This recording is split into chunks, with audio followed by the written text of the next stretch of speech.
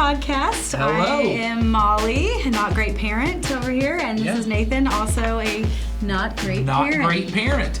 And we want to be Not Gret Parents. yes, so proudly not great. we should get little things to say, not great. Hashtag not great.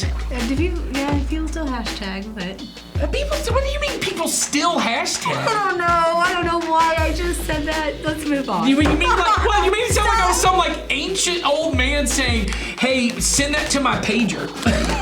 Call me on my pager. Call me on my beeper. Page me, Not Gret Parents. I don't know why I just said that. Oh no, Molly needs me. Okay, we're off to a lovely start today.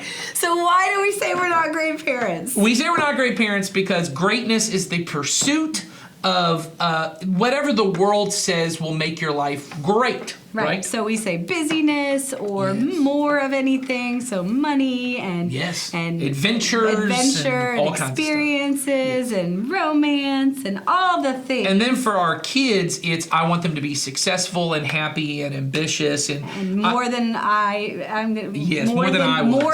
was, right? Yes.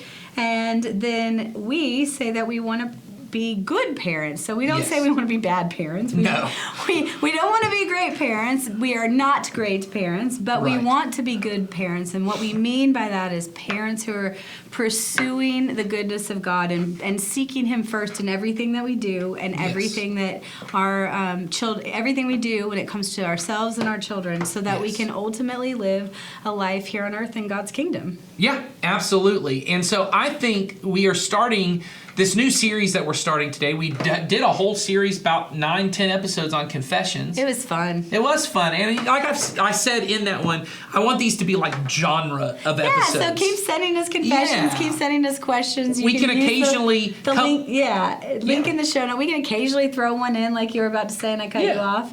Well, I was also cutting you off while you were cutting me off. We do that sometimes. But anyway, we will still... do confessions and questions and things like that. But we do want to move on to a new series. Yeah. Something that we are going to call... Well, we don't know what we're going to call it because I am internally debating whether to call it this or not. Maybe send this as in the form if you like it. I want to call it Parenting Makes Me Crazy. Yes. Not Gret Parents podcast.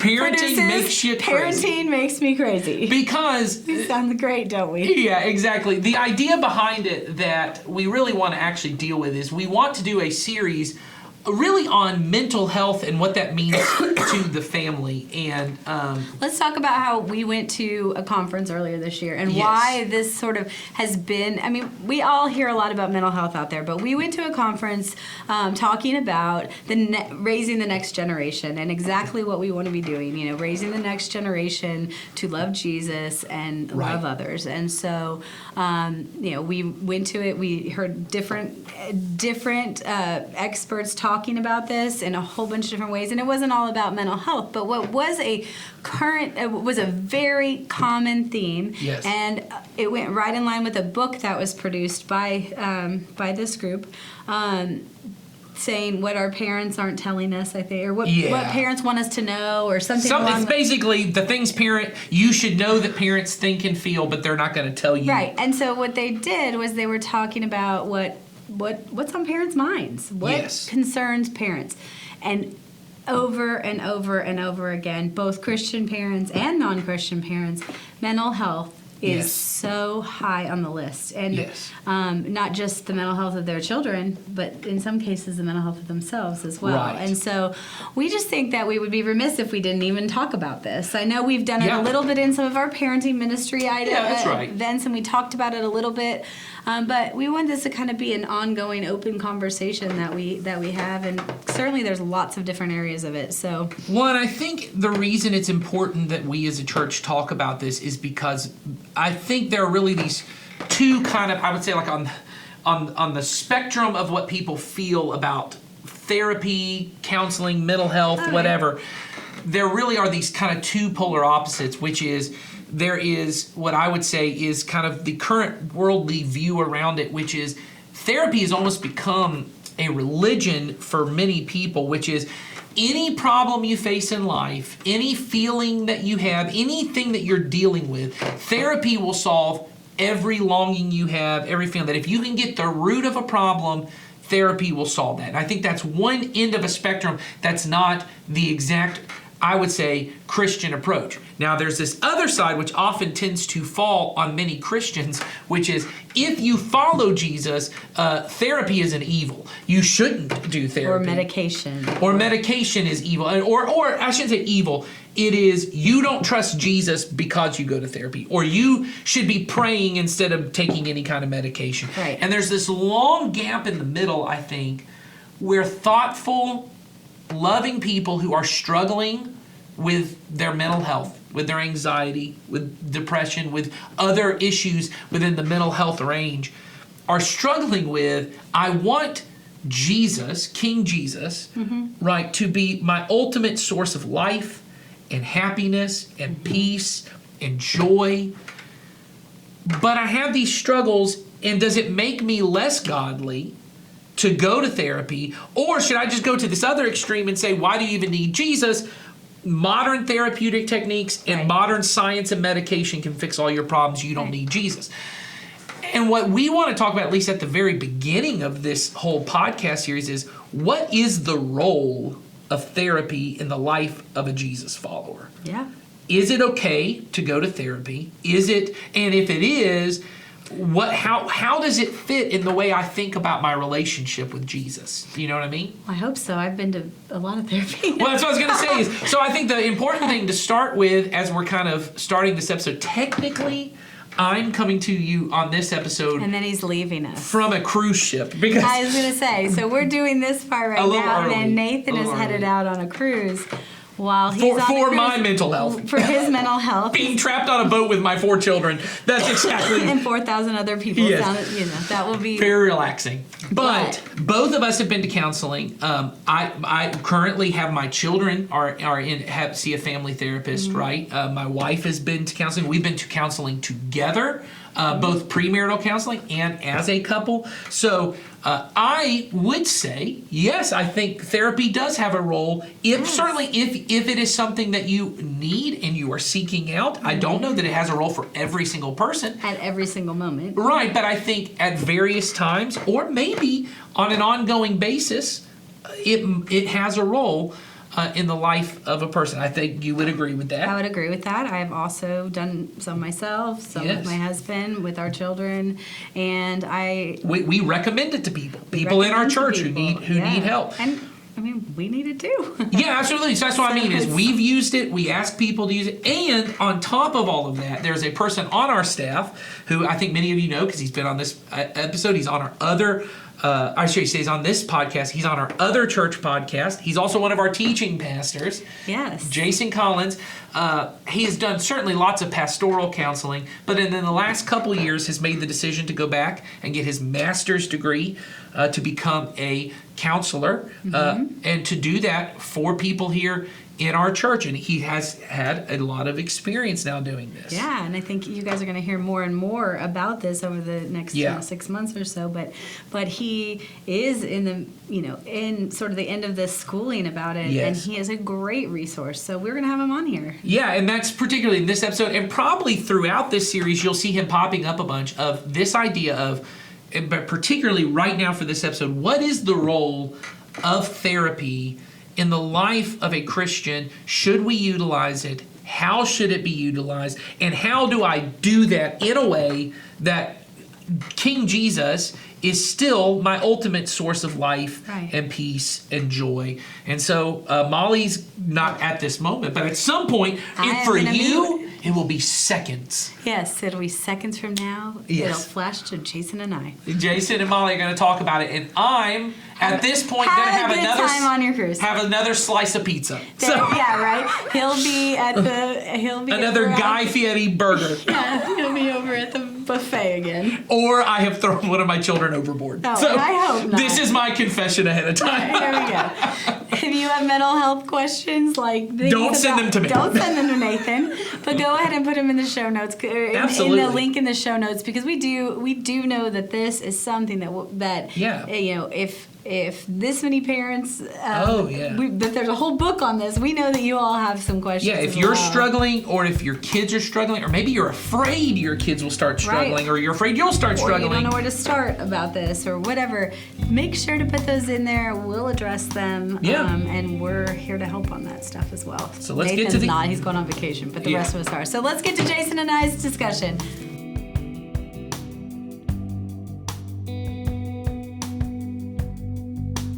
Well, welcome back, Not Great Parents. I have a not great parent here, Jason. Wow, I'm offended. You should not be offended. We are striving to be not great parents. I know how it is. It just sounds a little shocking, doesn't it? It does. It sounds like you're insulting me, but I get it. I'm okay. Better than when Nathan's kids say it. They say terrible parents. Well, they might be right. They might be right. That is true. Well, we have Jason joining us today. I know you've been with us on a few previous episodes, but it's been a minute. So, I was beginning to wonder if I said something wrong, you'd ask me back or something. No, we just listened to ourselves talk for a while. Yeah, must like it. Now we want some variety. No, just kidding. Okay. We've just started a new series. Mm-hmm. I think we titled it "My Kids Are Making Me Crazy" or "Parenting Makes Me Feel Crazy." That's great. Something along those lines. And so when we were thinking about crazy, we're like, let's invite Jason. Exactly. Exactly. No.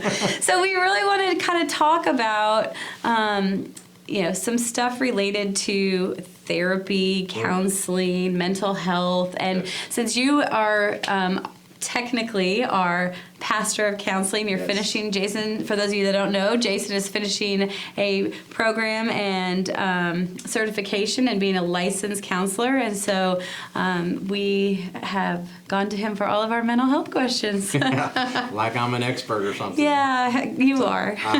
Not quite, but I learned a few things at school. You have learned a lot. Maybe I can apply. And probably from your years of working with youth and adults and all the other things. And I know for some of you who are listening, you've probably been to some of our parenting ministry events, and Jason has put together those, and a few of those have had mental health components, some of the ones that people have been really full of questions about. So we know that there's definitely, you guys have an interest in it, and so we wanted to continue that conversation. We will continue it.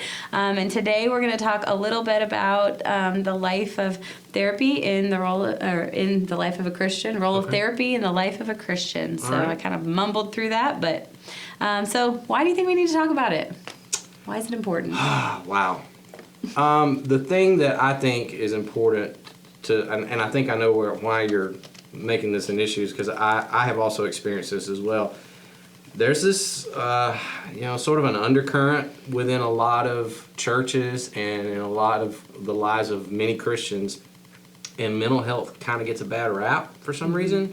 Well, there are a lot of reasons. I think for a lot of years, mental health kind of had a little bit of a stigma in the way of, well, if you have mental health challenges, it just means you're not trying hard enough, or it means that if you're a Christian, you just need to pray about it more, or it's a trust issue between you and God, or things like that. And I'm not saying that those aren't things we ought to look at, but at the same time, mental health, mental struggles that people go through are real. They're not your fault, not necessarily. Right. It just may be some cognitive distortions that you picked up along the way. It could be, we now know the role trauma plays in people's lives and how that affects their mental health in ways that they have no control over. And so a lot of times we as Christians, to adopt that idea of, well, just pray more or just read your Bible more, that's not only not helpful, it's very insensitive to the kind of struggles that a lot of people go through. And so I think I'm hoping that the church is becoming a little more aware and a little more trained in how to approach these kinds of things, and so that we can. And this is what I've told people that when they ask me, why are you going into this program? And I say, well, I want to bring the best of both worlds together. That's what I think is important. I've worked a long time in the church space, in the biblical space, and there's a lot of help and a lot of good things there. But there's a lot of things that science and the mental health world is discovering for us now. And all truth, in my opinion, is God's truth. And so let's bring all of that together. Let's figure out how to make it all work together. So I think that That's my opinion. I know a lot of people that don't necessarily fall into that category, but that's where I'm at on that. Why do you think people have such a hard, I don't know, such a hard Yeah. time? But it's sometimes you see there's sort of two camps. Not always what. I also agree with you that there is an intersection of the two. That is probably where we need to be. But kind of explain the history and the background and why we end up with two kind of ideas of let's talk about mental health and let's just like you said, read the Bible and focus on only this. Yeah. Or did I ask a question that's I don't know. There's a unexplainable? lot of whys that I think it's different for different people, but I think it has a lot to do with maybe how we approach Scripture and how we approach God. A lot of times, this was the dilemma that I found when I started entering into the mental health space. A lot of people was like, well, you should just stick to the Bible and give people Bible verses, and if they just follow the Bible, then all the things will be worked out. The problem with that is that's taking, and if you listen to our other podcasts where Ed, me, and Nathan talk about this a lot. 3 Peas in a Pod. Yes, you guys sir. can find it on. You guys On the can, same feed on right the here. same But feed. we talk about the fact that the Bible was not meant to be a mental health guidebook. I mean, we say this all the time. It's a unified story that points to Jesus. Right. That's what the Bible is. And so a lot of times we've taken the approach of, there's all these great verses that you can just read and apply to your life and it'll take care of everything. Or you can just pray this prayer and it will cure you or it will heal you or whatever. And I think that's not a very wise approach to the Bible. And so I think just as I don't know hardly any Christians who don't believe that if you're sick in your body, you don't go to a doctor and get some medicine and treat that illness. Everybody I know still goes to hospitals and still goes to doctors for their physical body. Well, what we know now is that there are mental illnesses and there are treatments that do cure mental illnesses. And so I don't see that as any different. And I think the reason that we have in the Christian space oftentimes separated the two is because we have made mental health more of it's just you and your will, and if you can just steel up your will and just work harder, you can overcome all this stuff. That's just not true. And I would just say science does not bear that out. No. So it needs to be both. Yeah, it's fascinating too. I mean, I think that the science part of it is, you're right. It comes from God. It wouldn't be there if He is in fact the creator of all things. Then that is part of His plan. Exactly. And the chemical imbalances that we now know cause a lot of mental illnesses, are being treated by not just with drugs, but with therapies that actually change. See, there's this thing I talk to a lot of my clients about that recently has been discovered. It's called neuroplasticity. Fascinating. It's isn't amazing. It? Caroline Leaf is the author that you ought to look on this one. She's done a lot of work on this, but basically the idea is the more that we tend to think in one direction, the easier it gets for our brains to go that direction. And so if you spend a lot of time, and if you've had trauma, your brain is basically carved a super highway of negativity that every time you encounter anything or any situation, your mind instantly goes there because it's so much easier for your brain to ride down that highway. So therapy, even talk therapy, can rewire those circuitries so that you can actually build a new pathway so that your default mode doesn't go down the negativity highway, but you actually build a different one. And so there are different therapies and little interventions that I often give clients to do throughout their week. And I say, I know it sounds silly, and you might feel silly doing it at first, but if you stick with this, you'll actually start to see your view of the world and your way of thinking will actually begin to change because you have the ability to do that. I always say this, human beings are the only creature on earth that has the ability to think about their thoughts and the ability to actually change their thought patterns and their brain chemistry just by the way that we show up in the world. That's cool. There's some really cool stuff you can do with that. Yeah, and it's sort of like if it's broken, your thought process or, due to trauma or whatever the case may be, there are things you can do Yes. to correct that, which is no different than what we do in any area of our life. Like you said, Exactly. it could be with a doctor, but it could be even biblically. We do certain things Yeah. if we're in bad patterns or habits, or we talk a lot and hear about putting rhythms in your life and things like that. And some of the types of therapy include things like that. It does. There's that. Yeah. There's that end of it, and I don't want to discount the part that medications can play. Oh, absolutely. And this is the way I always present this. Is I say there are some people that have gotten so far down into a particular mental illness that there's no way that they even have the ability to Begin. participate in their own therapy. And so in those cases, it sometimes is important for you to have. It's just like the way I describe it is it's like if you came to the doctor and you had a broken leg, the doctor wouldn't just say, well, keep walking on it until it gets better. They would say, no, you need a crutch to take the weight off of that leg Right. so that it heals, and then you can put weight on it when you get regained strength. Antidepressants and anti-anxiety medications and things like that are like crutches for your broken leg. They give you the ability to actually put weight on the other therapies that you're doing so that you can participate with the therapy that you're in. And once you begin to do that, then hopefully you can begin to wean yourself off of those. Some people are able to, some people cannot.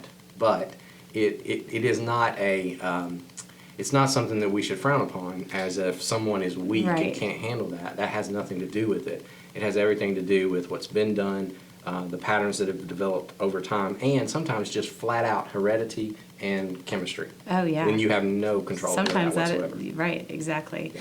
And all these things kind of make up a toolbox for for a counselor Yep. or a physician, or it's usually a collaborative Oh, yeah. effort amongst a bunch of Absolutely. different people. But as parents, we hear a lot. I know that we've looked at the book that the Orange we picked it up at the Orange Conference earlier this Oh, year. yeah? We talked about a few different things. It said what parents aren't telling you and what parents aren't telling us.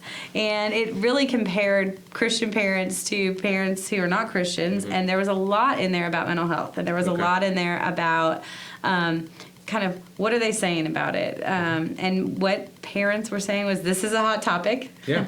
This is something I'm concerned about for my child. And then there were some really fascinating quotes that the parent, they just had lists of things that the parents had said. And some of in the survey, some of the questions were to the parents about their own parents' mental health. And it was very interesting because they were saying, what do you wish your parents knew? Yeah. And so many of the answers were, I wish my parents had an outlet to talk about this so that I was more comfortable talking about it, so that Yeah. in turn I could parent my child better. So, I think that it's multi-generational. It is. And every generation has kind of dealt with it somewhat different. But why is it important for us as parents to think about therapy, mental health for ourselves and our children? Well, I think it all comes down to, and I talked about this in a parenting seminar that we did here several months back. It all comes down to the cooperation that goes on within yourself between the thoughts that you think and the emotions that you feel.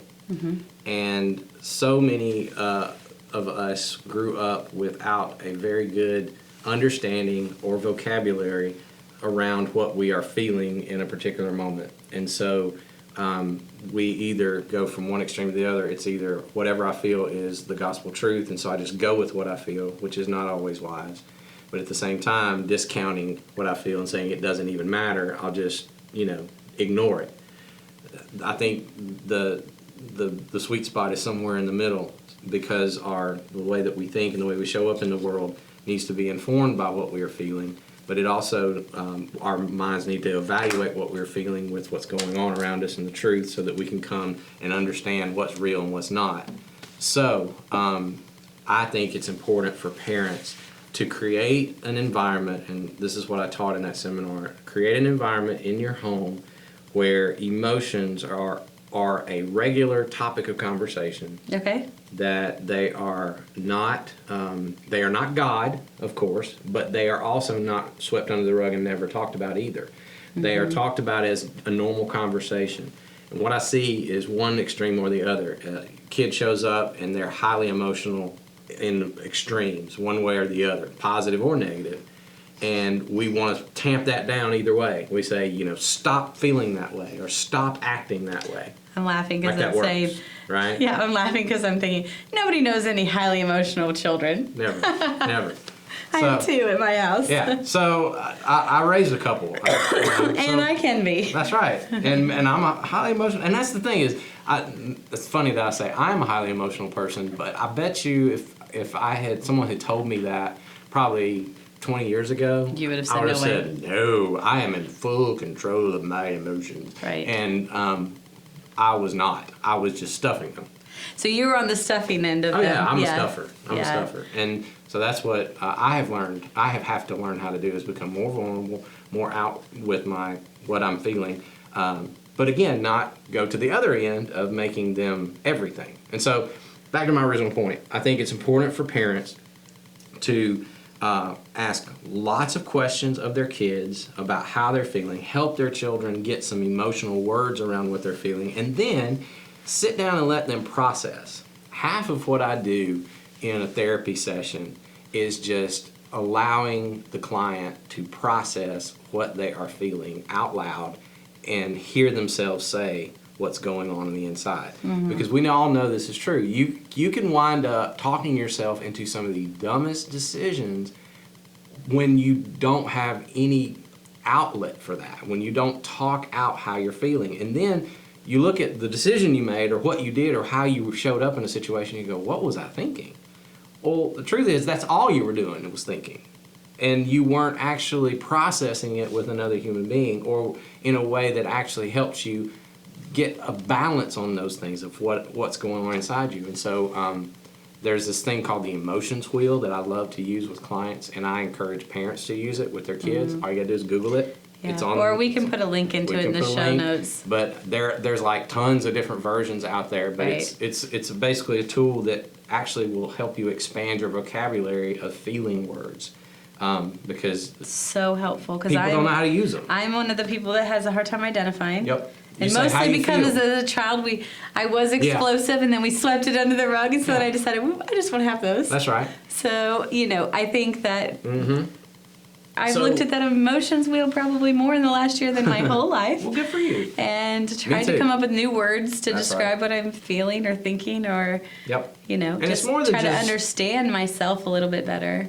Yeah, and explain I would to say others. It's more than just getting the words. I mean, no, it is. The words are important, yes. It gives you something to talk about. But for me, what I try to push people to do is not necessarily just say the word of how I'm feeling, but why and where did that come from? Right. And let's evaluate that. But if I can't get to even a word, I can't even get to the why or the what or the whatever. It's just a whole lot of feeling and no definition of what that is or where it comes from. A lot of people, you just talk to them and you say, well, what's going on with you? I'm just mad. Okay. Well, mad can be anything, and it can come from different places. Yeah, and and I always say, anger is a secondary emotion. It is fueled by something else. Google the anger iceberg. Anger's on the top. It's a great picture. I've seen it. Anger's on the top. It's what you see, but underneath that, it's a myriad of other different emotions that cause that. Mm-hmm. And it's usually hurt, frustration, or fear. And when you can then talk about, okay, well, I'm actually mad because I'm afraid. Well, what are you afraid of? Mm-hmm. Well, here's what I'm afraid might happen. Well, now let's talk about that. Or I'm mad because I'm hurt. Somebody has caused me distress. Okay, talk about that. Where did that come from? And let's see if we can put some words around that, and let's see if we can heal some of that up. But if you just walk around with just no awareness of what it is you're feeling or why it is that you're feeling it, like I said, it either goes from one extreme to the other. You just say, I don't want to feel this anymore, so I'm just going to stuff it and not talk to anybody, or I'm going to do everything based on this feeling, and it gets you in a lot of trouble. Yeah, so I asked you the question of why we think it's important for parents to talk about therapy or think about mental health and therapy, and what you just described is something that I think has been interesting to me. I want to hear about my child, what's going on with him. Yeah. I ask him all the time, why'd you feel that way, whatever. But here's the deal. And if I can't do it too, it's really hard to do it with my own you child. mean your personal life. Personally. Yeah, and so I think that is why I've been so much more inclined to try to figure it out myself, or to understand what I'm feeling before I ever even go into some of these conversations with them, because if I don't know what I'm feeling and then we go into a conversation and something happens, it immediately becomes like a tense moment or a difficult conversation. And it's in part because I hadn't done my part up front to kind of understand where my starting point was. Exactly. And this is what that makes me think of. And I've said this to parents all the time, is if your kids are like very good at sniffing out a phony. Yes. And if you have not done any kind of emotional work yourself, and you don't even have a good handle on your own emotions, for you to then come in and try to handle your kids, it just comes off as fake. And if you're not able to be, and here's the other thing, at some point it's important for you to say things to your child like, Mom knows exactly what that feels like. And let me tell you about what I have felt, or what I am feeling right now. You know, if you're hurt or fearful or frustrated about something, and they're in it too, you come alongside. You don't come against and say, stop feeling that way. You know, I get that there are behaviors we want to change. I get that. But just hitting the behavior only will only frustrate your child more, and it's going to frustrate you too. But when you come alongside the child and say, Mom feels this too, Dad feels this way too, and let me tell you what pissed me off at work. Or you may not say that to your kid. You might. You might. I say that to my teenagers now. I was going to say, you probably do. Or you say, you know, or I remember a time when, or even, especially, you don't tell them stories from your childhood as much as you do. This is how I felt last week. Yes. And I know exactly what that feels like, and let's talk about that. Right. And that then brings you side by side with your child instead of head to head. I think you have to meet your children where they're at, but in order to do that, they need to meet you where you're at. You want to know where they're at. It's got to go both ways. But it's got to be an appropriate way. It's got to be appropriate, right? So, but as a parent, you do have to have some level of vulnerability with your child, and you have to be able to speak. We talk so much on this podcast about modeling behavior and living out what we're asking our children to do, and this is just yet another example. And like you said, it's got to be appropriate, age appropriate, and we're not going to sit down and dump our entire baggage on our children. You don't give them things they can't handle. Right. We're not asking them to hold our emotions. We're trying to walk alongside them and help them understand. Because you are an emotional being as much as your child is an emotional being. And if you don't show them that an adult is also an emotional being, they get the idea of, oh, something is wrong with me, and I need to be cured before I become an adult so that I can be this non-emotional being. Right. And then that gives them a warped view of adulthood. But when you come alongside them and show them, no, we all feel this stuff. I feel the same emotions that you feel. Now, you want to model a way to handle them in an appropriate way. But you definitely do not want to make them think that emotions means there's something wrong. Right. And just like anything, we as parents have the most influence in our children's lives at certain stages. And so this is really important to try to get right younger. I mean, when I think about what I talked about earlier, the people who say, I wish my parents had an outlet, or I wish I knew how to do this, that in part comes because it wasn't done. So, what a great time to start practicing and to learn these things, so that when your children are faced with different things, they have the emotional wherewithal and terminology and capacity to be able to handle what comes their way. And admitting when you mess up. Yep. Because you're going to mishandle your emotions. You're gonna parent out of anger sometimes. We've all done it. You're going to lose control of yourself, or you're going to get really down and you're going to show your kid a really dark place. And it's important to come back and to say, like, if you handle, like, for instance, if you handled your anger inappropriately, and I've said things to my kids. Who hasn't yelled at their child or yelled in lashed an inappropriate way or said something I regret, then coming back behind that and going, hey, that was wrong. I apologize. I'm going to do better and not react to you that way again. Ask for forgiveness, and then help the child see, okay, when I mess up, there's a path back. Right. And it's not fatal, and I don't just ignore it either. I go make amends to the people that I've hurt. So Right. that's important too. Right, which is exactly what we do in our relationship with God. We go to Him Yes. and we say, "Hey, I have done this," and Yeah. we work through that. So this is all really helpful. I think it's. We're going to continue to talk about this, probably multiple episodes. Great. This will not be your last time with us. You did not say the wrong thing, so We'll see. I may have blown it Well, again.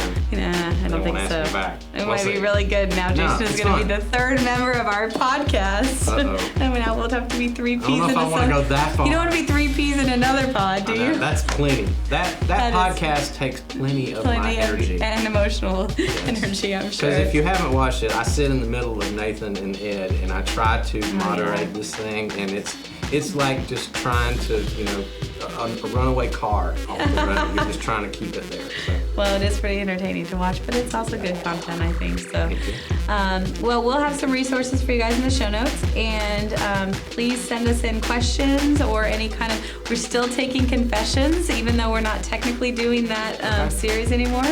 Feel free to send us confessions. Maybe you have one that you want us to address with Jason too, but send that in. I write in a question so they'll bring me back. Yeah, right. I only want Jason to address this right. confession. He must be on the podcast Yes, for this there you question. go. Demand Jason and we will bring him back. Thanks. Thanks for being with us today. We'll see you guys next time. Take care.